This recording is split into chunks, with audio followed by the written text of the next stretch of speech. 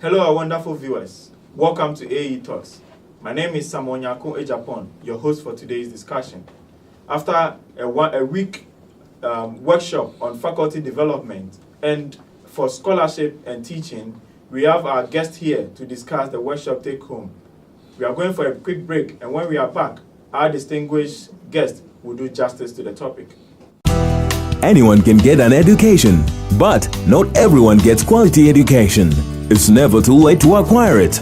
The University of Lusaka, a modern private university located off Ali Kinkata Road in Lusaka, Zambia, offers undergraduate, master's and PhD degree programs in the School of Business and Management, Law, Economics, Banking and Financial Services, Public Administration, Governance and International Relations, Education, Engineering and the Built Environment, and Health Sciences. Our curriculum is practical and designed to meet the changing needs of employers, business and society. Because at Unilas, we make students think outside the book.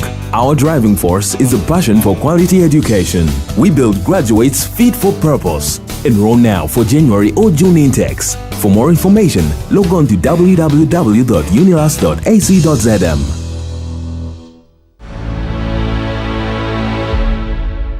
Welcome back to AAU Talks. The topic for discussion today is faculty development for scholarship and teaching.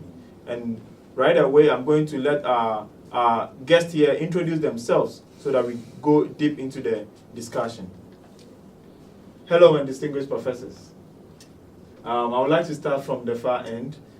Prof, please introduce yourself, talk briefly about your school, and then why you attended the workshop. My name is Professor Victor F. Peretomode. I'm the Vice Chancellor of Delta State University, Abraka. As the name goes, it is a state-owned university, financed mainly by the Delta State government, which is one of the 36 states of Nigeria. Thank you, Prof. Thank you, Prof. Victor. Please. Yes, let's have your... Yes, I'm Ndowa, Lale, the Vice Chancellor of University of Port Harcourt. University of Port Harcourt is at the coast, the south, on the coast of Nigeria. And it's one of the most significant cities in Niger Delta region of Nigeria. Yes. I came for this program for the sole reason of learning a lot more so that we can adopt the current trends in learning and teaching, which we call the e-learning. It's important for moving our university forward in this current generation. My name is Professor Michael Adikwu, Vice Chancellor of the University of Abuja. Abuja is the federal capital of Nigeria, and that's the university with the most national outlook. I came for this workshop because these days we talk about technology-assisted learning. Yes. And this workshop has dealt much on that. That's why I came for it. I feel I have something to take home from it. Sure. Thank you very much, Prof. Yes, my name is Dr. Mrs. Victoria Adikwu. I'm here at least to participate in this workshop. I'm a lecturer in counseling and educational psychology. And I believe that with this teaching I've gotten here, it will help us to develop more counseling center and to enrich the students and the staff and the public sector generally. It will be an input to the University of Abuja. Thank you very much, Dr. Victor. Yes, my name is Reverend Dr. Victor Zizer. I'm from Pentecost University College, a private Christian college, committed to empowering students to serve their own generation with integrity and the fear of God. Their own generation and posterity with integrity and the fear of God. And I believe this workshop will contribute a lot to enhance, to empower the students that we are training to serve this generation and the one to come. All right, thank you very much. Thank you very much for the good introduction. I would like to start with Dr. Victoria. Why emphasize on faculty development? Yes, that is the heart of the university. You know, in faculties, we have distribution. Yes. Varies in the department depending how many departments in each faculties. Mhm. Then the HOD are entitled to run each department by themselves. Mm. They are the ones that create the handbook, Mhm. that is the course outline, the duration, and then the area of specialization where you fall into Mm. during the screening, maybe under the faculty officer of the Yes. department. Okay. Yeah. So, is it something different from Nigeria or Ghana, or is it similar? Dr. Victor, you can also. I think it's the same because faculty development has to do with personal, institutional, and corporate development. Mm. You are able to know the trends that exist in the educational sector Yes. and how to build, the practices and methods that you can employ to be able to achieve your goals. Mm. So I think it cuts across, these three areas. Okay. Yeah. Well, let me come to Professor Michael. What is the trend of faculty development in Nigeria? Let me come to your university, University of Abuja. What's the trend of faculty development? Well, during the lecture, I did mention that at the University of Abuja, we started as dual mode university. Yes. And with the current trend of technology-assisted learning, we were the first to jump into it because we needed those facilities that technology is giving for e-learning, that's open and distance learning, to be able to cope with what is happening elsewhere. Yes. Now, in Nigeria too, I told them also during our lectures that I coordinated the World Bank Assisted Project and wanted to do something that could encompass the entire country. So we started what is called the NGREN. NGREN means Nigeria Research and Education Network. Yes. Now, that was to provide the facilities needed for e-learning. Most of the time, I don't want to say in Africa, but in Nigeria, Yes. if you want to download the whole textbook, it will say this page cannot open. Yes. So we needed enough bandwidth. Are you understanding? Yes. So we had a center at our National Universities Commission, that where we had the operating center, and we had the other places in all the federal universities where they had routers to transmit the bandwidth. And so we were able to assist them. When we launched the NGREN around 2012, somebody could stay in Washington University and he could teach Nigerians, provided you have the facilities, video conferencing. Yes. So these technologies are not new. What is happening sometimes, it becomes very costly. And so, as we discussed, I think I also want to mention that we may need sometimes, not just the government, even risk undertakers. What I mean by these big men who are in a big business, they have a lot of money. They need to assist some of the universities so that they can cope in introducing some of these technologies. Okay. So before we even talk about the funding of technologies in our universities, are the faculty in your university up to speed with this technology? Yeah, they are up to speed. As I mentioned, we had an e-learning center using learning management system. And with that, most of the people that teach at that center come from various departments. Are you understanding? They come from various faculties. They are very willing. I did tell them when the lecture was going on that the National Communications Commission is a big body at Abuja. Yes. Give us computers. So if you are able to stimulate the lecturers enough, begin to use these things. Some of the things we are being taught here, they are already doing it. You can use it to introduce it to the classroom, and they will be willing to run with it. Okay. Let me hear the story of Port Harcourt. Then I'll come back to you on it. Prof, is it the same or is a bit different from what the story of Port Harcourt? Well, I mean, there cannot be a university today in this century that will not get involved in e-learning and teaching. So it is important that at the University of Port Harcourt, we already, different faculty, but generally the university is at a level of adoption. It could be better, but we're already deploying the facility, the technology for assisting lecturers to deliver their lectures and for students to learn. Right now, for instance, students cannot register their courses They cannot. They cannot unless they do so online. Yeah, okay, okay. They can't even apply for their accommodation on campus, they do so online. Yeah. And so at a glance, you know who is staying in what hostel and all of that. Mhm. So it helps even in security management and all of that. So we're already doing that. It could be a lot better. As he said, as Professor Adikwu said, what has limited the scope right now is the funding challenges that we have. And one of the things that the conference, this workshop has done for us, is to find ways of finding different means of funding. Because right now, we're depending virtually entirely on the federal government, as or mine is a federal university.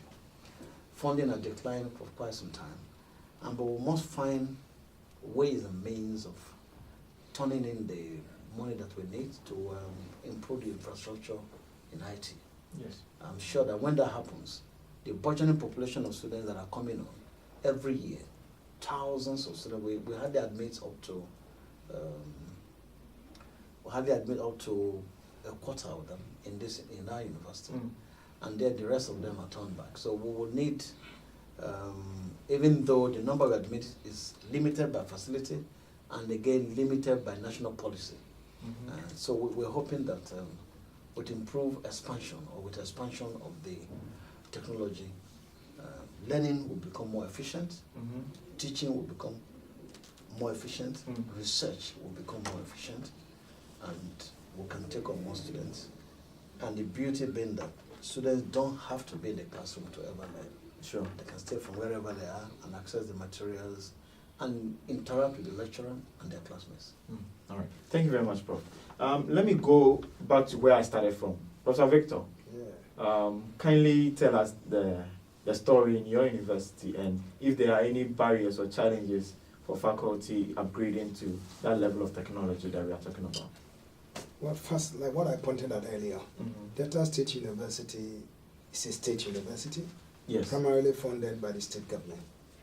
I was interested in this particular workshop because if you look at the goals of a university, yes, three-pronged goals: teaching, research, and extension services. Yes. And teaching has to go with learning, and in order to improve upon learning, you also have to conduct research. Yes. And your findings could be useful to the community. And so I was attracted by that to see how I can acquire more knowledge and skills about how best to ensure that effective teaching and effective learning takes place in a university. We now live in a world of knowledge explosion and knowledge economy. And if you remain stagnant, you will even suffer from what has been toughly referred to as future shock. It's a form of stress. So what do I do? What can I take home so that my lecturers can get themselves involved? Sometimes the classes are very large. Like my university is the third most in demand of the state universities out of the 45 universities in Nigeria. And so we have quite a large number of intakes. Now the classes sometimes are so large. So you need support learning tools. And e-learning tool is very important. Which are those modern ones that are available? How can they be best used or utilized in order to enhance teaching and learning? These are some of the things we have really learned here. Yes. And when we talk of professional faculty development, it has to do with either professional, personal, instructional, and organizational. Because when you learn, the lecturers learn, the students learn, the organization achieves, everybody grows. You cannot afford to stand still. So e-learning and e-learning tools are just indispensable in teaching, learning process, and even in conducting research nowadays. And I think that's why we're here. I think my university is ready, but you know, sometimes when you want to push this thing too hard, there is resistance. And this workshop have also made me to understand one best approach is to see how you can, first of all, sensitize the people into introducing new things, adopting new methods. So I think for me, the workshop has been very useful. Okay. But is there any barrier You find out that you are absorbing more people.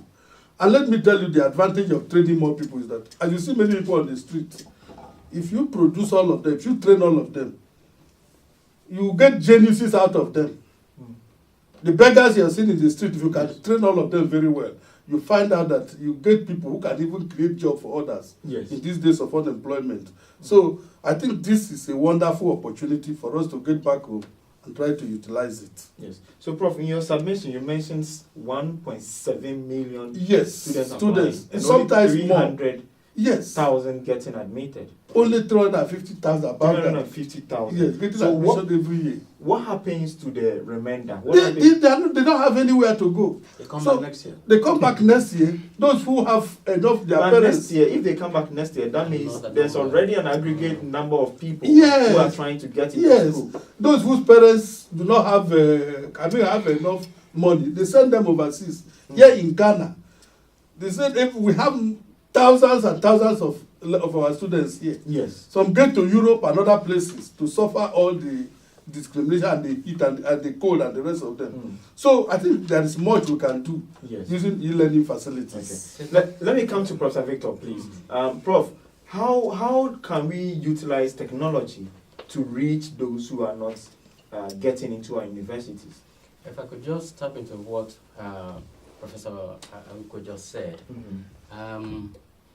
I think in our workshop we were also discussing the need for an open university, which Nigeria is already operating. I think Nigeria has about 100,000 or so. 100,000 students in the open national open university. 100,000 students in the national open university. And I'll come back to know how the open university operates, but let me go for it. Yes, and this is more facilities. The e-learning tool or the e-learning window has been able to facilitate this opportunity for all the rest of these thousands that have not been able to gain access to university entrance. So if we leverage on this and really promote this area, I think it will be we will be able to actually source and also provide education for the extras who are waiting out there. Now, Ghana has a policy of this free SHS, and that means we're expecting a lot more coming in. And the current university is not able to cater for all the number. So if we create and leverage on this e-learning tool, it will be another create another avenue for us to source and also provide the same level of education opportunities, that those who are able to access the traditional universities are able to get.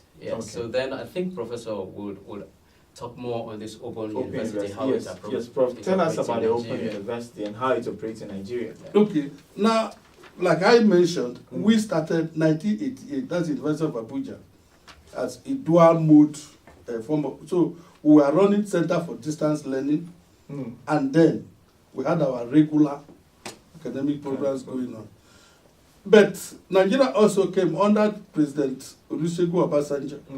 They started an open university. The first Vice Chancellor is called Professor Olugbemiro Jegede. He had done some training for them in Hong Kong, their own national open university. So he came to Nigeria, and currently they have what is called National Open University of Nigeria. That one also is a place that is taking a lot of people, particularly those that are working. They cannot leave their jobs to go and do normal, every day sit in the classroom. So many of them are also, they are using that opportunity. Are you getting it? Yes. And it's absorbing a lot of Nigerians, and it's helping the populace to achieve their educational goals. Okay. The only little snag there is sometimes, the people from the regular universities, they sort of discriminate a little when in the job place. Are they well trained? Are they this? This. Yes. What we are talking about is relatively new. That's actually going to be my second point. It's relatively new. Is the distance education, the quality of it, Is it the same in a traditional university where the students sit face Now, to face? look at what the National Open University in Nigeria is doing. They are coming to the regular university, like they come to my university. They hire our laboratory facilities and they bring their students to come and do some practicals. Okay. Are you getting it? Yes. So I think the quality may not be a big problem. The major problem is the psychology. Somebody sees there, he doesn't know how they are trained. So he's asking questions. How are these people trained? Where were they trained? That kind of thing. But if you go into the real detail, you find out that they've got the necessary, and I always argue, there is nobody that is completely, no people say, if you come from this university, you get automatic job. There is nobody that is completely trained in school. I'm a pharmacist by training. When we finish from school, you go and do additional 1 year. Medical doctors do 1 year of housemanship. And most people, when they recruit people, they take them to go and learn on the job in their mother industries. In those days, if they hire you from Africa, they send you to overseas so that you can learn some of the clinical, how do they call it? The rubrics of the job. Yes, bro. So people at school, you are not meant to be made whole. You are given to some extent, given a target in your area where you can perform. And these days, there's opportunity for lifelong learning. Yes. So you can keep learning on various jobs. Yes, Prof. Yeah. All right. Thank you very much, Prof. Let me come to Dr. Miss Victoria. They've highlighted major challenges in our faculty development when it comes to technology. Looking at the trend of students that are coming in, what do you think about the ratio of students and the faculty? Would that be a problem? Yes, there's no problem because you'll be placed according to your WAEC certificate. I told you about the faculty officer. He or she is there at least to look at the particulars of the student. Some of them in the process of doing their registration, they may be rejected. They will not get into the level they want to be. They will tell them they are not qualified. Maybe in area of credit, you may not have the required credit needed in the course you put in during your JAM. And maybe in one way or the other, you may cheat, maybe in JAM or in WAEC. That's the final bus stop where they can vet your certificate to actually know whether you're qualified to be in that department Prof, or not. let me come in again. Yeah. Maybe the question didn't come out clearly. I'm looking at the student-teacher ratio. Yes, he's talking about the volume. looking at the volume that is assist coming here. in. Yeah, let me also mention. Yes. Let me mention. Now, the number of students coming in also affects the quality. That's what we discussed largely in this Yes, our that's workshop. exactly my point. Yes, it affects the quality because sometimes in overseas, those of them that got their PhD from overseas, they tell you student-teacher ratio is 8:1. Are you getting it Yes. now? But with the volume of students who are writing JAM, we cannot try that. He mentioned during our training that if you try that in the federal university, they may throw you away. Because there is so much pressure. People are making effort to put their children in school. And you are saying, well, we can take only 50 for medicine. They will say, what are you talking about? They want you to take, maybe the number of students that faculty can hold may be just truly 50. Yes. Because maybe that's the number of staff you have that can match the student, but that's not happening. So that's what they call massification. So many people are coming in. But with this open and distance learning, That's what they call the massification. Yes, too many people. But to Okay. massify simply is to bring a mass. Bring people and mass. volumes. Are you getting it now? So when too many people are getting it like that, instead of doing that, well, you can cut down and say the rest of you go to our open and distance learning, and then that. So all the universities need to practice that to reduce that. Okay. But with the major problem, I must say, is with the science subjects. Most of them, they need to have practical experience. They have to be exposed to some level. These days in Nigeria, there's something they call sideways. Student industrial work experience. Yes. Are you getting it? Yes. So the scheme. So they spend some time in the industry. 6 months. I think so. 6 months. Yeah, that's the minimum. All right. That's the So- minimum. Yes, Agriculture Prof. expense. Yes. Okay. So let me come back to Prof. Victor. We've mentioned massification. Is it affecting the quality of education in your university? Let's start from there before we move on to other universities or Africa as a whole. I think generally it should affect. And if anybody says that's not affecting the quality of education, he or she must be deceiving himself. Mm. Even if you use the best of e-learning tools. Now, the reason being that the infrastructure or infrastructural development and facilities may not grow at the same rate as the number of students you are expected to. So you find that in most cases, classes are overcrowded. Yes. You see students sit at the window, some of them are standing outside. And not only that, when you give tests or quizzes or exams, how do you mark the scripts of 200 students That's in a a problem. science class, for example? That's Or a how you major even problem. take them to the lab, even if you are going to go in batches. So the result is that sometimes the lecturers, the examiners, do not really take time to mark. Even if they take, how do they follow essay question? How do they follow their marking scheme? Or the rubrics of their marking scheme? Yes. The result is that my university, for example, to tackle that, because if you say, oh, lecturers should submit their scores, their grades, 4 weeks after exams, and the lecturer is teaching 2 classes or 3 courses Yes. of over 200 students or 1 or something, what time has he to read essay? So we have now graduated from setting CBT, giving objective questions to 100 level students, and now to 200 level students at that level. Some have argued that if they don't write essays, when they come and how do they write? My counter argument has been, what have you been doing with your continuous assessment? So surely it will affect. So we are now going to at the 200 level, because the classes are still large. We will set multiple questions, and in that process we have to teach the lecturers how to set multiple choice or objective or true or false questions, so that you can get the computers to mark the students, score them, and as soon as they are leaving the exam hall, the scores will automatically record in the portal.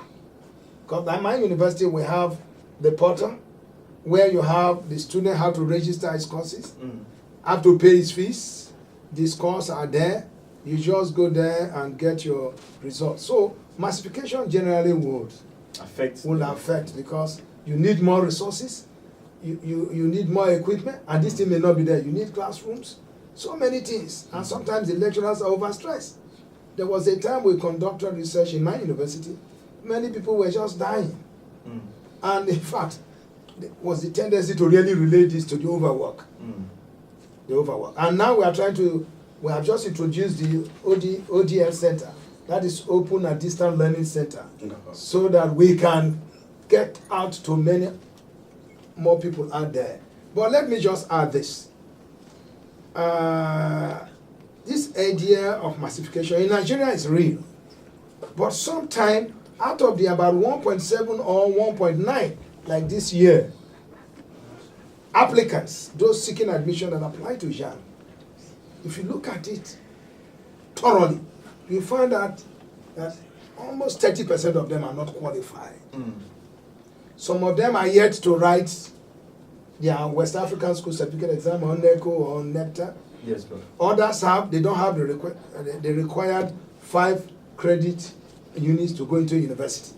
So sometimes that figure could be very deceptive. Yes. But on the whole, about 300 and something to 400 students are those that are admitted each year. And if you look at those who are actually qualified, out of those applicants, that figure is about near 50%. Okay. Of those who are qualified and applying. So we have been able to identify that massification is actually affecting the quality of education when it comes to the workload of the faculty and even the classroom management, and even the way we do exam. Shifting to CBT. objectives rather than essay and then presentations. But I'm still of the school of thought that students should actually have know how to write essays and all that while they are on campus. So the next question that I want to inquire from you, maybe after this workshop you've got a hand on it, is that how can we adapt technology in order to overcome these challenges? And then Let me allow the lady to talk a bit because it looks like. But let me come here. We were talking about technology. He mentioned about if you have a large number. Yes. Are you The getting system it? marking and all that. Yes, it is going to be difficult to use technology in that area if you are talking about subjective questions. So most of the time, because if you have objective questions, multiple choice questions, you can use scanners. There are OMR machines. Yes. No, we've gone beyond that. Yeah, no, that's what okay. we use. That's Oh, what we've we gone use now. beyond that. So we can just use scanners. Are you getting it? Like he was saying, there are also centers where you just do and then the results are translated directly to them. Yes. So it makes like that's the use of technology. Yeah. Technology, we cannot achieve certain things. Remember, technology is created by humans. Yes. It doesn't do more than the human brain. Yes. It is not more creative than the man who made it. Yes. So you have to be careful so you can come. Okay, Yeah. but then I think there should be a way whereby we can still train our students to be able to get the essay writing Yes. part of Yeah, it, but and also even the presentation aspect of it. Continuous Because assessment. He has mentioned continuous Continuous assessment. assessment, presentation, Yeah, sure. case studies, Yep. Yeah. essay. Projects. But even at that, it's if you're teaching like you said, 200 students in a classroom, one course, and you have 3 courses to do, you'll still end up with 600 students. If you do a continuous assessment test, which involves essay Essay writing, writing. it's the same problem we're talking about. Yeah. The reality about massification is that one is based on national policy. There are other things that cause massification. For example, in Nigerian universities, we are not expected, the students are not expected to pay tuition.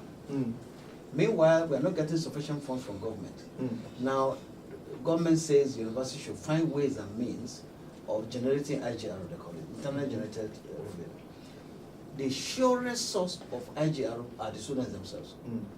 So the university are under pressure because it is when you bring in more students that you get a bit more money. Okay. So the massification issues will always be there, at least under the current system that we're on. Sure. Because if you don't bring in enough students, for example, there is bound to be some rationalization of programs.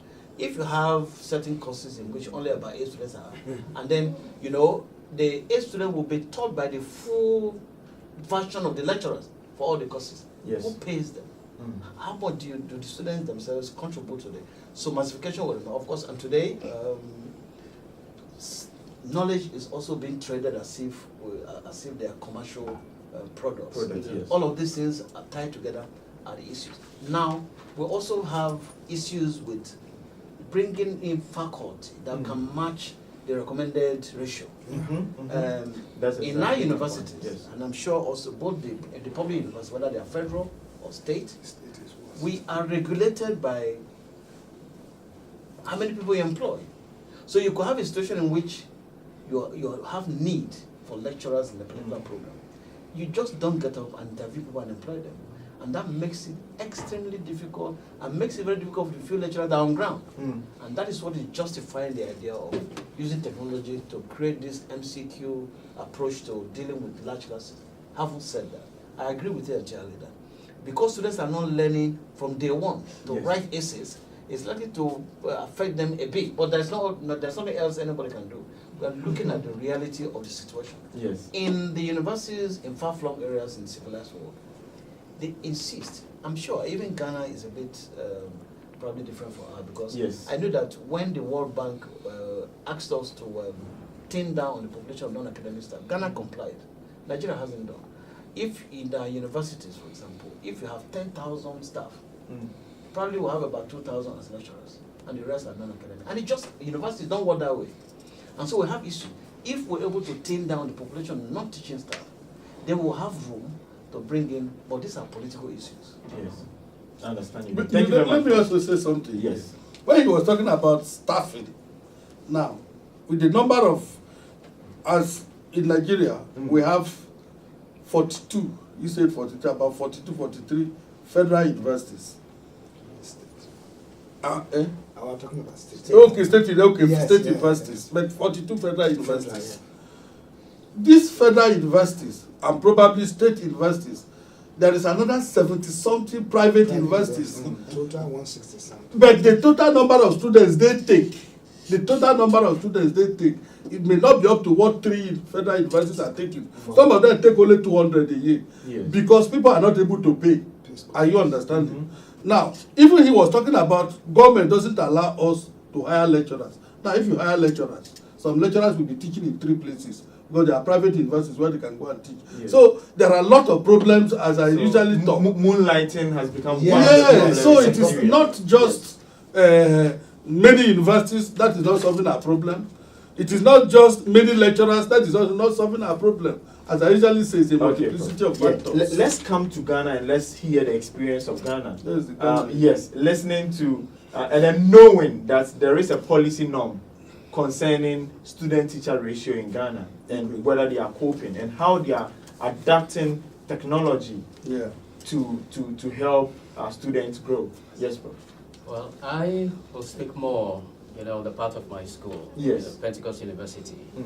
We have been able to introduce e-learning and e-portal where we also publish our results. We have an e-library. We have also introduced an e-library. And I think in our own way, we are trying to introduce the students to this, that there should be a blend, a marriage between the traditional and the current technological system. And thinking about the challenges that we are facing, in addition to what they have said, I think there is also the matter of the mindset. We need to change our mind. We need to be open to accept that this, there's a paradigm shift.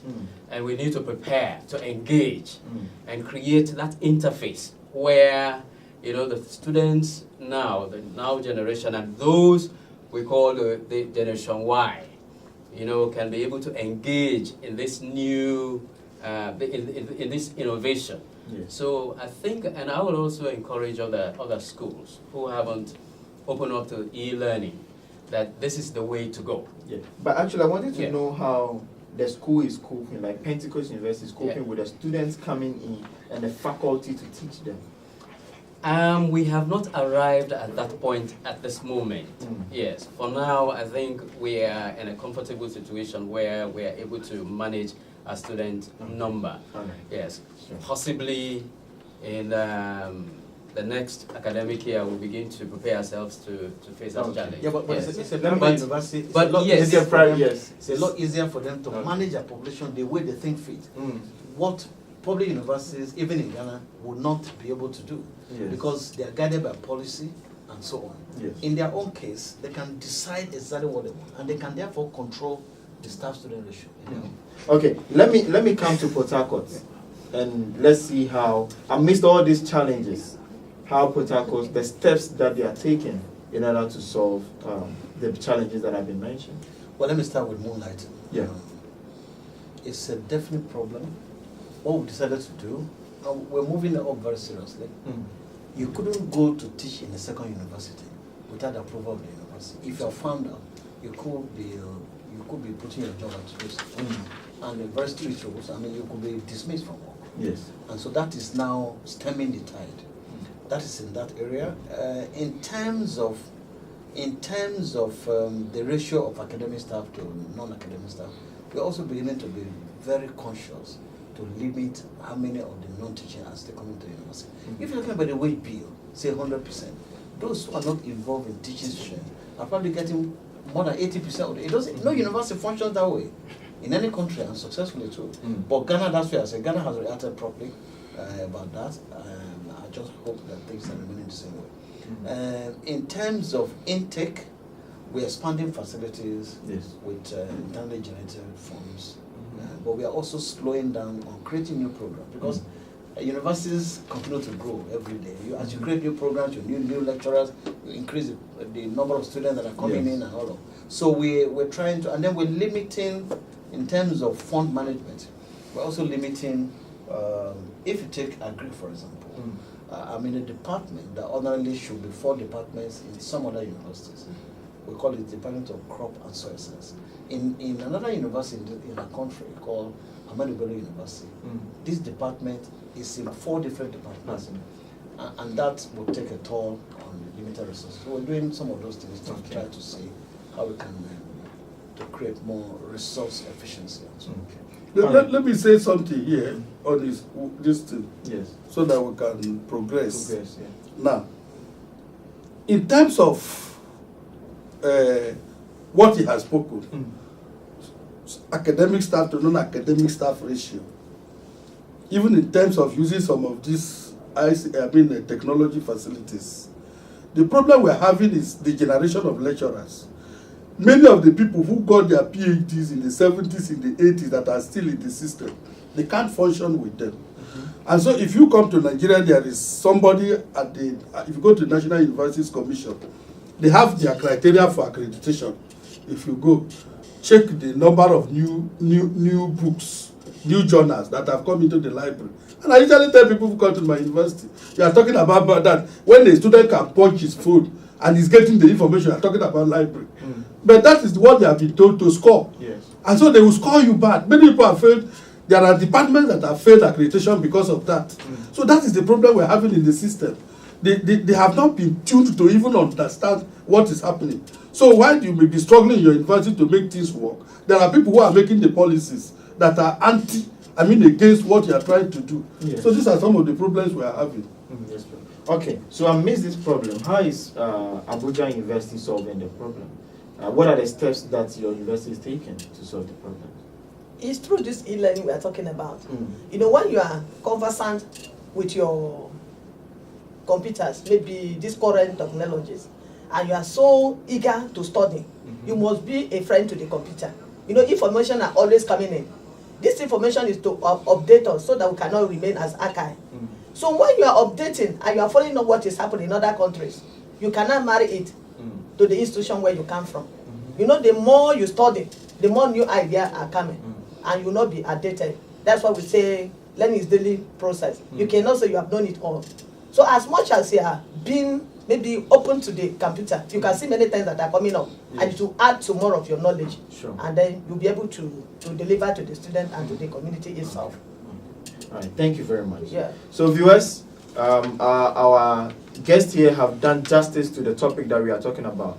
They've mentioned the challenges that they are facing as a school, and they have also brought about the solutions on how they can cope with the growing number of students and the number of lecturers that they will need to train in this technological world. Okay, let me take their final words and then we close our discussion. So I'll start with Reverend Victor, who is going to also give us his final words. So you can look into the camera here and then you give us your final words concerning the workshop that you came to, you participated in, and also your take home, your key take home. And if you have any message, you can send it across. I think two things. Since we represent teachers, I think there is a need for us to reawaken our passion for this profession. And secondly, we should not forget the aspect of integrity. Integrity of our work, our profession, which involves the way we also relate to our chief clientele, who are the students. Students, yes. And I would also encourage collaboration between institutions. There are a few institutions that have gone ahead in introducing and embracing e-learning.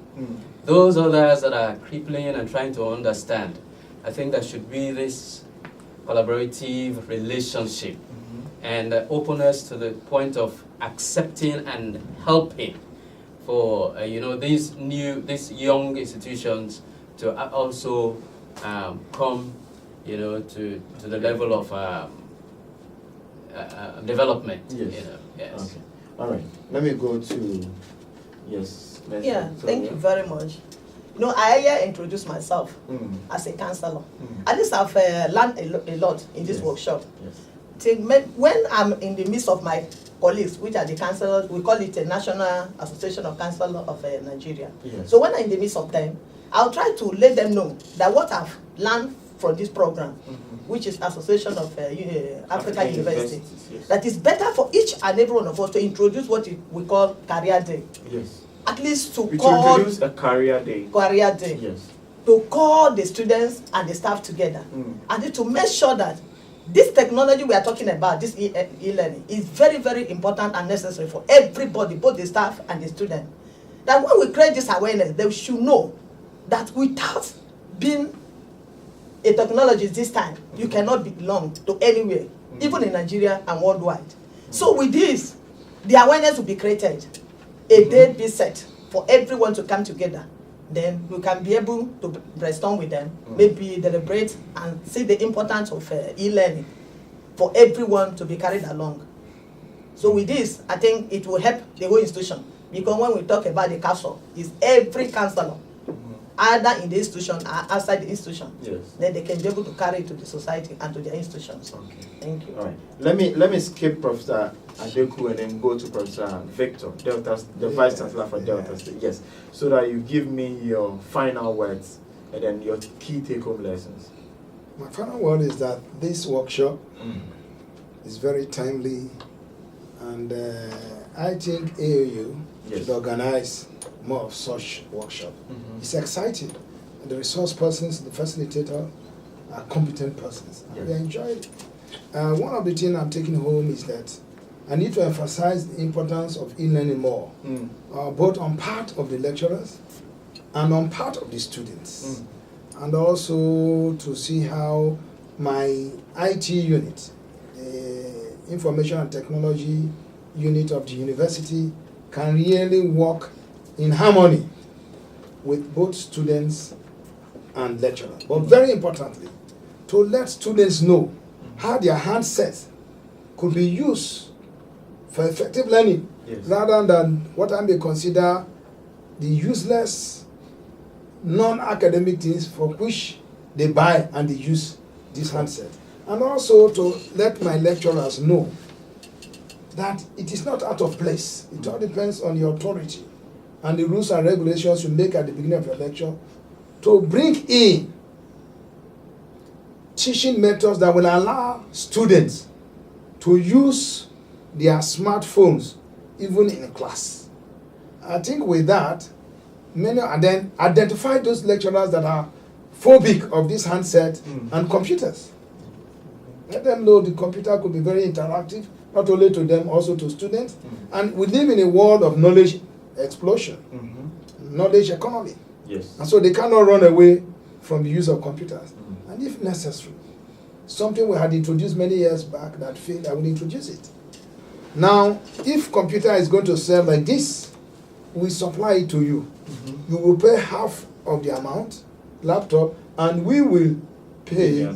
Yes, we'll pay in order to facilitate that. But I bet you some of them will give it to their children, or their women friends or girlfriends. And then with this. But I think we have learned so much about the importance of e-learning for both teachers and others, and the place of faculty development in scholarship, teaching, and effective learning. All right. Prof. Thank you. Some of the outcomes of these workshops have shown that for universities in Africa to develop, the government needs to demonstrate the political will that is required. Some of the finest universities in the world, whether it is Stanford, whether it is MIT, whether it is Harvard, they are private universities that are allowed to run on the terms of their own vision and mission. I think our universities are overregulated and yet not properly funded. A situation where we tell the universities not to collect tuition from students, and at the same time, government is not bringing in the funds, is limiting the development of our universities. And we need that political will to turn our universities around. Every single technology, every single thing we talk about requires funding. Thank you very much. Prof. And I want to say, he mentioned something about lack of teachers. When we were in the classroom, there was news that I showed to him. They said the Nigerian government to pay the highest salary to teachers. And I asked him, are these secondary school, primary or university teachers? I think to me that's good news. Because if we pay enough salary to teachers, more teachers will come in. But back to the issue we are talking. Government should help us. Fundaba, that's wonderful. But I also want to say that even the lecturers themselves need to be creative. Some of these technologies we are talking about, they are alien to us. They are not we didn't originate them. So today we are talking about smartphones in the class. In the next few years, maybe 5 years, you have another name. Maybe you are talking about flying phones. It will no longer be. I'm telling you. Yes, so we are always consuming the